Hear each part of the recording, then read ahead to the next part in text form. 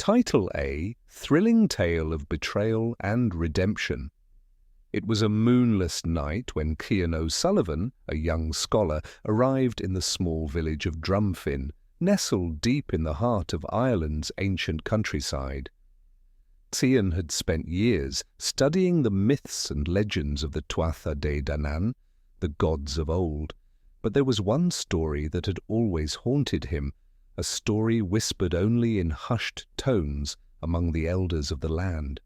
It was the tale of Aod, a nobleman who had dared to challenge the gods and paid a terrible price for his ambition. The village of Drumfin was nothing more than ruins now, broken cottages, collapsed walls, and twisted trees that seemed to stretch into the sky like skeletal fingers. The locals spoke little of the place, avoiding it like the plague. But Cian was determined to uncover the truth. He had come here not only to study the myths, but to solve a mystery that had eluded historians for centuries. The air was heavy as Cian walked through the village. An unsettling silence blanketed the place, the kind that pressed down on your chest and made your every step feel like an intrusion. At the center of the village stood an ancient stone well, its surface covered in moss and ivy. The stories spoke of this well as a gateway to another world, a portal to the realm of the Tuatha De Danann. Cian knelt by the well, peering into its depths. The air around him seemed to grow colder, and a strange mist began to rise from the well, swirling around his feet. The hairs on the back of his neck stood on end. He was not alone. A voice, soft and melodic, echoed from behind him. "You should not be here." Cian spun around, his heart racing. Standing before him was a woman, her dark hair flowing like a river of ink. Her pale skin glowed with an otherworldly light, and her eyes, the color of emeralds, seemed to see right through him. She was dressed in a cloak of deep green, adorned with silver threads that shimmered in the dim light. "Who are you?" Cian asked, his voice shaking slightly. "I am Niamh," she said, her voice like the wind rustling through leaves. "And I am the last of the family cursed by the Tuatha De Danann." Cian felt a chill run down his spine. "The curse of Aod, it was real?" Niamh nodded, her expression grave. "It was not only real, it still lingers here, in this village, in this well. The gods do not forgive betrayal." She stepped closer, her gaze never leaving Cian's. "You wish to know what happened, do you not? You seek the truth of Aod's folly and the curse that followed." Cian nodded, his curiosity burning brighter than ever. "Tell me everything." Niamh took a deep breath, her eyes clouded with sorrow. "It began long ago when Aod was a man of great ambition. He ruled this village, and his name was known across the land. But Aod had one desire above all else, to possess the power of the Tuatha De Danann.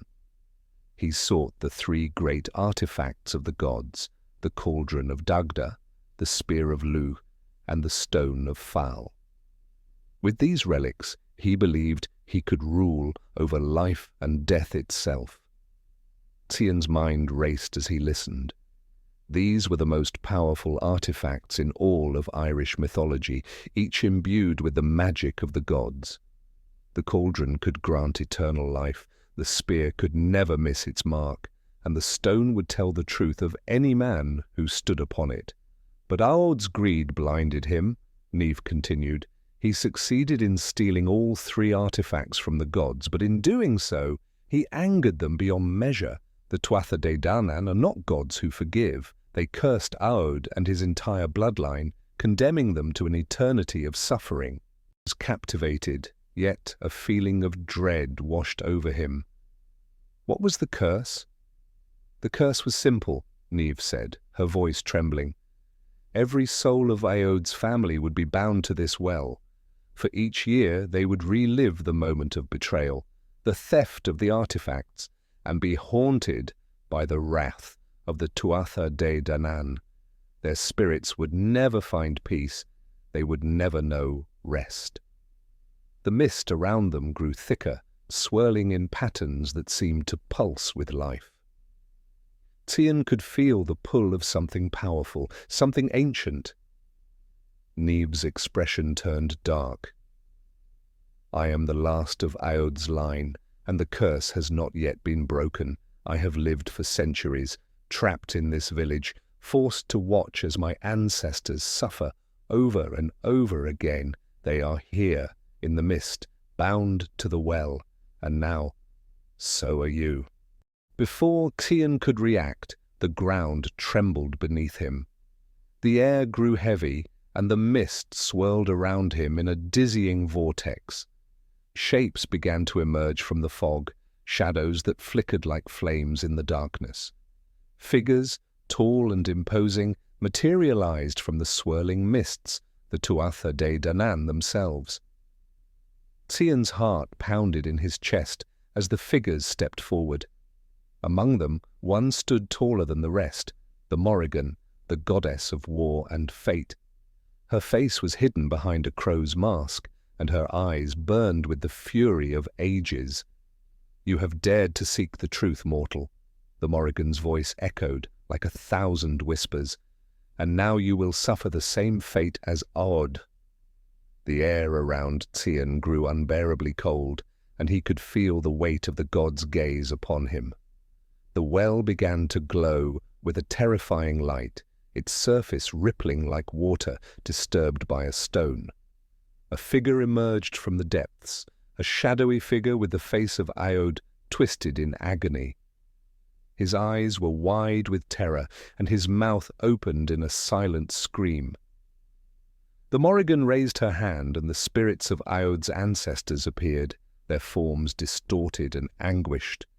They reached out toward Cian, their hollow eyes pleading for release.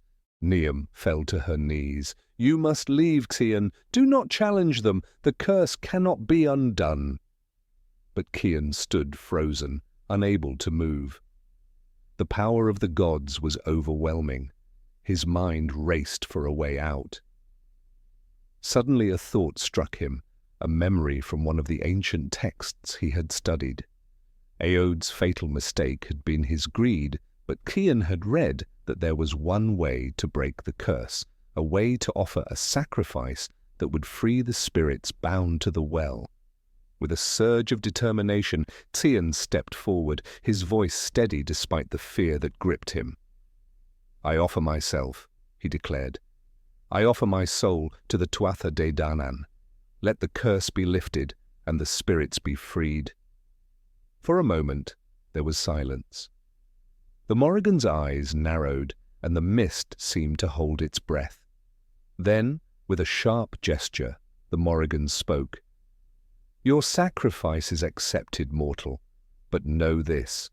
You will never return to the world of the living. Your soul will be bound to this place forever.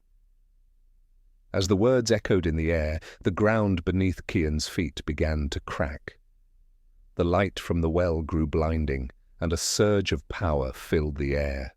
The spirits of Aod's ancestors howled as they were released, their forms dissolving into the mist. Cian's vision blurred, and he felt himself falling, plunging into the depths of the well.